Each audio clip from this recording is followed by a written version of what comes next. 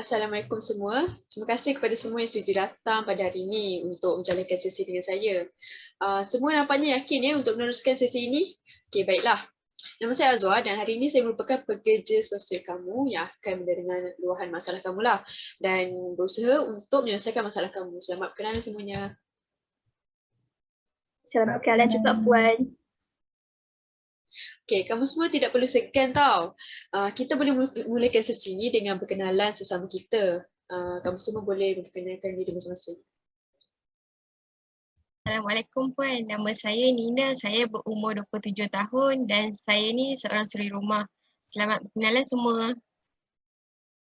Assalamualaikum, saya pula Sally, berumur 23 tahun dan saya juga tak bekerja seperti Puan Nina juga, hanya suri rumah sahaja.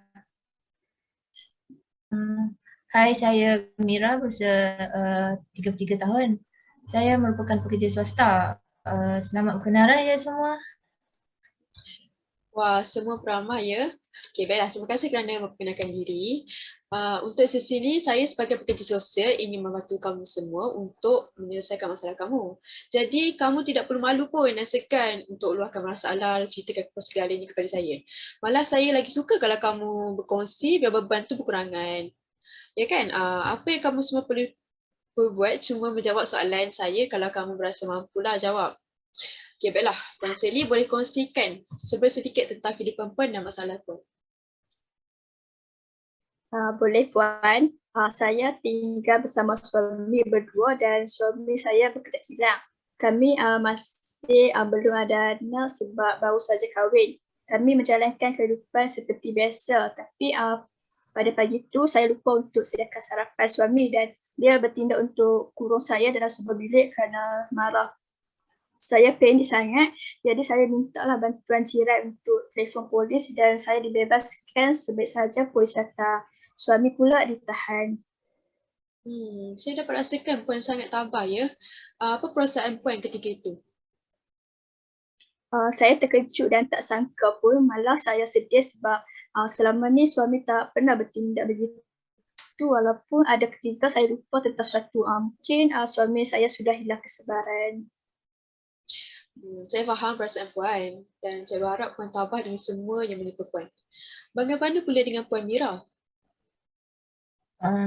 Saya tinggal bersama kedua anak saya dan suami saya ni keluar bekerja. Anak-anak saya pula masih kecil. Suami sering menengking saya tanpa sebab. Saya berfikir mungkin kerana suami saya penat keluar dan balik dari bekerja. Tapi namun suatu hari suami saya memukul anak saya sebab anak saya ni tidak mendengar kata-katanya.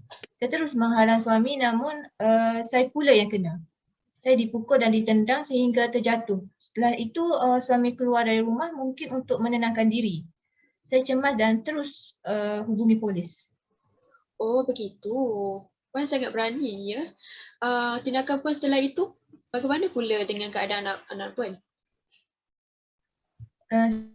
Saya hanya menunggu dan menurutlah arahan polis saja. Anak-anak pula masih sangat takut kerana biasalah anak kecil kan.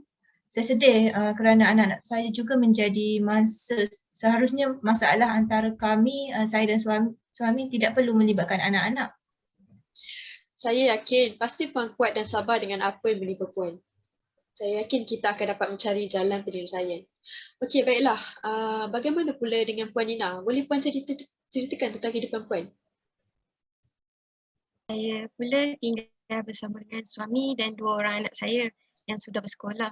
Suami saya pula bekerja sebagai kontraktor. Saya ada jual kuih-muih di depan rumah untuk tambah pendapatan perniagaan.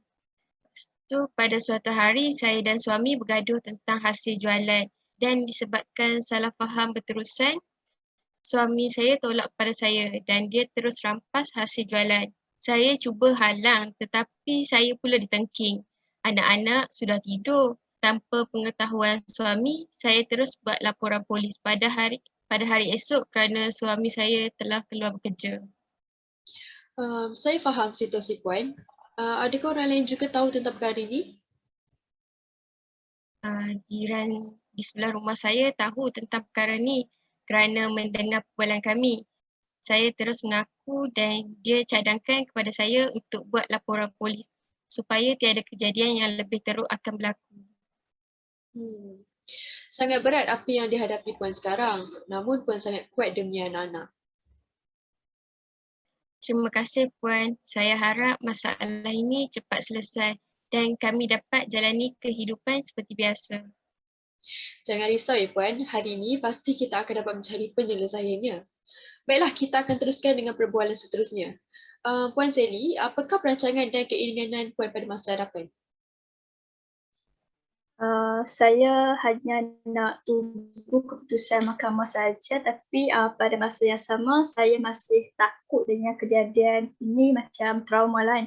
Lagipun saya tinggal berseorangan selepas suami direman dan tiada motivasi untuk saya. Baiklah Puan, saya faham.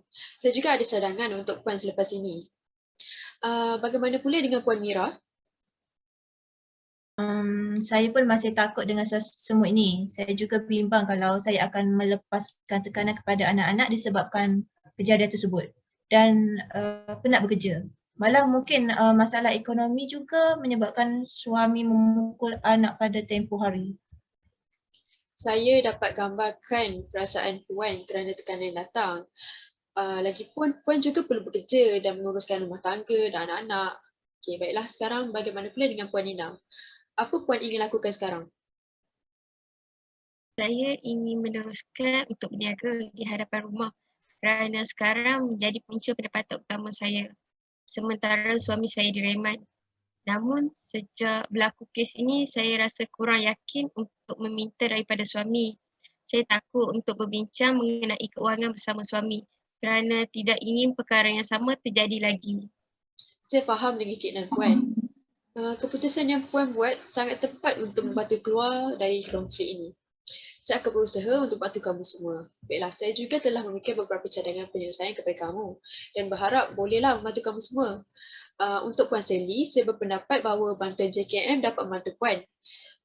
Sebabnya sebenarnya bantuan ini terpakai kepada kamu semua kerana mempunyai masalah yang sama.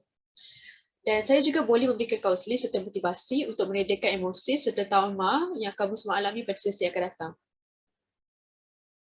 Saya setuju sahaja Puan asalkan tidak membebankan kami. Baguslah jika kamu semua bersetuju. Selain itu, bantuan perlindungan daripada mahkamah dan JKM juga bakal menyusul. Ialah kerana kamu menjadi mangsa kekanasan rumah tangga. Bagi Puan Mira, saya akan membantu Puan untuk mendapatkan bantuan kewangan dan perlindungan JKM juga. Bantuan ini pun akan dipakai untuk anak-anak Puan. Alhamdulillah, bantuan ini sangat membantu saya dan anak-anak. InsyaAllah. Untuk Puan Nina, disebabkan Puan berniaga secara kecil-kecilan, di hadapan rumah saya boleh mencadangkan Puan memohon bantuan modal perniagaan daripada Majlis Belia Malaysia. Di sana Puan boleh cuba mendapatkan modal jualan seperti bantuan payung. Puan boleh cuba memohon secara atas talian dan beban Puan pun menjadi lebih ringan untuk membesarkan anak Puan. Saya berminat dengan cadangan itu dan saya akan cuba untuk memohon dalam masa yang terdekat. Terima kasih Puan.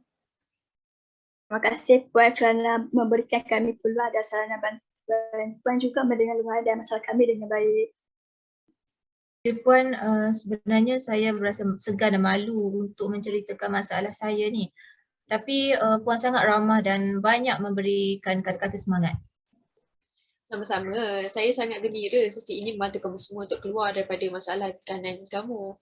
Dan saya ni cuma menjalankan tanggungjawab saya untuk bantu kamu. Dan bersyukurlah kerana semuanya gembira dengan sesi ini. Terima kasih semua.